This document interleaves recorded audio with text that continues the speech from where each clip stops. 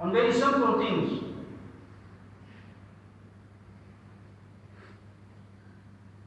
An idol, for example. Is it possible for an idol to do A, B, and C? And immediately the child will say, no, it's stone. There's no life in stone. This is the fitrah. This is the purity of the child. That instinctively the child moves towards Tawheed. Instinctively the child believes in Allah. But it's something that has to be nurtured. Let me give you some very practical examples that we will all be accustomed with. There's a saying that goes, as frank as a child. As frank as a child. Meaning what? That a child does not speak lies. This again is the fitrah when it comes to the ethics of the human being. That we believe by nature, by instinct, we are all ethical. In fact, being human means to be ethical. Being human means to be ethical. If somebody is not ethical, you're not human. If you're not ethical, you are not human. Therefore, the human nature that we have is something that we acquire. We are not human beings by creation. Listen to what I'm saying. Our nature, by the manner in which we are created, we are animalistic. We have animal tendencies. That human nature is something that we acquire. Why? Because we grow up in a human family. So at a very early age, for example, we are taught how to control the need to go toilet, for example. You control your urine. You control your feces. You are taught how to eat. You learn how to eat, how to chew. And as you grow, you acquire more and more human traits. So as human beings, it's something that we acquire. And as we continue to grow, we acquire more and more human traits. But in those first 2 years, there is no difference between a human child and an animal, kid for example. Purely reacting to instinct. If the child is hungry, it cries. If it's disturbed, it cries. If it needs something, it cries. The child will crawl, the child will jump.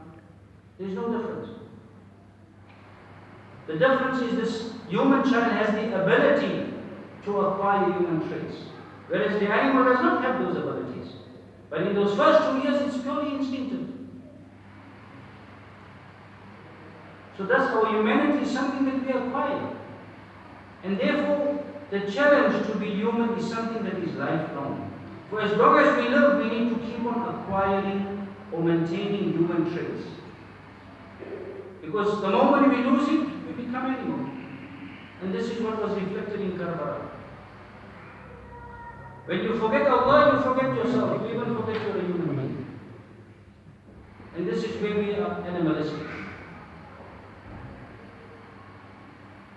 So when it comes to ethics, and therefore I said ethics is human, it's human. When it comes to ethics, we have the same, for example, as honest as a child. We've all experienced it at some point. A very good example is, you go to your friend's house and you say to him, is your father here? And the child goes in, and he comes out and he says, my daddy says he's not at home. Why does the child do that? Because for the child it does not make sense. My father is inside, and he said he's not here. So the child cannot reason it, he cannot understand it, he cannot comprehend it, so he says, my daddy says he's not at home. This is the honesty of a child. Eventually he learns that, okay, now you can tell a lie. You don't always have to say the truth. If you don't agree with something, you can say a lie. And that's how we inculcate the speaking of lies to our kids. You all know, if you're a teacher or a tutor, you ask a young kid, did you do something? And if this child is immediately, he goes for his neck. Because he has to say something that he himself, within himself, feels uncomfortable. So he holds his neck and he says, but I did not do it. the nature that Allah has created every human being with. There is no distinction when it comes to this. But the Quran says, فَأَلْهَمَهَا فُجُورَهَا وَتَقْوَاهَا, that every human being, Allah has inspired to that which is right and to that which is wrong. قَدْ أَفْلَهَ مَنْ زَكَّاهَا, he is successful who purifies his soul, and he is at those who does not. But every human being has this. إِنَّا هَدَيْنَاهُ السَّبِيلَ إِمَّا شَاكِرًا وَإِمَّا كَفُورًا. We have guided the human being to the path of thankfulness and the path of being unthankful, kufr. Every human being has this within himself, within herself, that Imam Sadiq a.s. referred to as tawheed.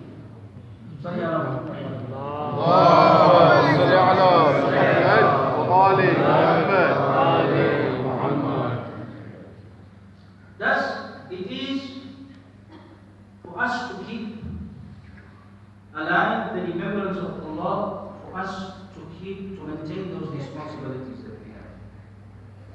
If we are not conscious of Allah, like I said, the Quran says, نَسُوا اللَّهَ فَأَنْسَاهُمْ أَنفُسَهُمْ. They forgot Allah, and thus they were made to forget themselves.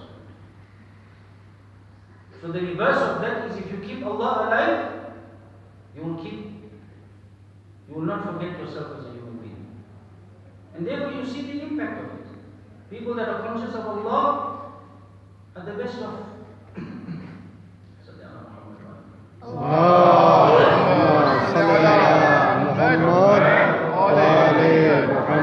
people that are conscious of Allah are very conscious of how they behave. They don't need to be in the presence of people to be conscious of themselves. They are conscious of Allah, and that is good enough.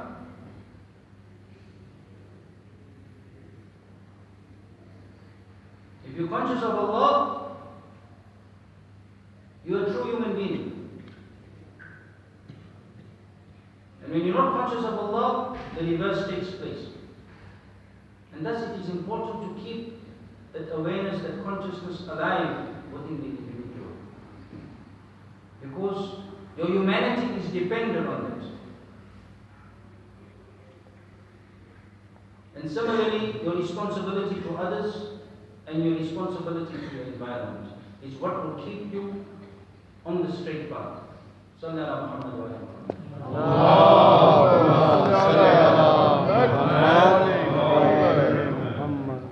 The verse that I quoted, that Allah says, we will show you our signs on the horizon, and we will show you our signs within yourself.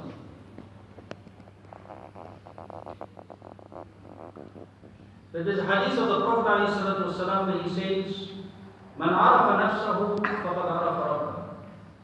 Whoever knows himself knows his Lord. Whoever knows himself knows his Lord. That the path to knowing Allah begins with the self. You need to reflect onto yourself. You need to reflect within yourself. Sometimes we are looking for something on the outside. Somebody must take us, somebody must guide us. We need a spiritual guide. We're looking for this divine connection. No, my brother and sister, this divine connection is within yourself. You need to think, reflect within yourself. One of our great scholars, the student came up to him and said to him, I would like you to introduce me to a teacher of akhlaq. Akhlaq is one of the disciplines that we have in the house. Inshallah, we'll get to speak about it. That Islam is basically based on three aspects. The first thing is the belief. The second aspect is your ibadah. And the third aspect is your akhlaq. They all go hand in hand. Your belief, that we usuluddin, and then you have your ahkam, that is the fiqh, and then you have akhlaq. It is important for each one to flow into the other. Your belief impacts on your ahkam, on your adherence to Islam. The stronger your belief, the more conscious you'll be of your ahkam. You'll You'll be conscious of your cleanliness, you'll be conscious of your salah, and so forth and so forth, depending on the strength of your belief. Therefore, Muharam says, الَّذِينَ آمَنُوا وَعَمِلُوا الصَّالِحَاتِ. Those who believe and do righteous actions. Righteous actions is based on your belief. So if your belief is strong, it will be reflected in your actions. So if somebody's actions are questionable, it goes back to his belief. If the belief is in place, the actions follow automatically.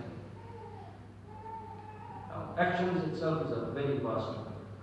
But we have belief, actions in ahkam, as well as your akhlaq. Your akhlaq is the fruition of your Islam. Because this Islam has to transform you. This Islam has to transform you. It has to make you a better person. There's no benefit in making your salah 5 times a day and you have a very bad mouth. A very rude person, a very vulgar person. There's no benefit. There's a misconnection. There's a missing link. It has to impact your salah, standing in front of Allah, being conscious of Him has to change you as a human being. It has to transform you. And therefore I said earlier on, if you're conscious of Allah, then you're conscious of your relationship to your wife, to your wives. You're conscious of your relationship to your parents. This is Islam. And if it is not happening, there's something wrong. This ahkam that we have in the salah and fasting and so forth, sometimes we take it to be something mundane. Mundane meaning it has no purpose. We just do it for the sake of doing it. No, it's not like that purpose. The salah that we make, this ahkam that we perform, from the very cleaning of ourselves, the manner in which we dress, the manner in which we make salah, our fasting, everything is to transform us. It is not just there for the sake of doing it. It is to transform us. It is to make us more human. It is to make us more conscious of who we are. You know, brothers, salli ala Muhammad wa ala Muhammad.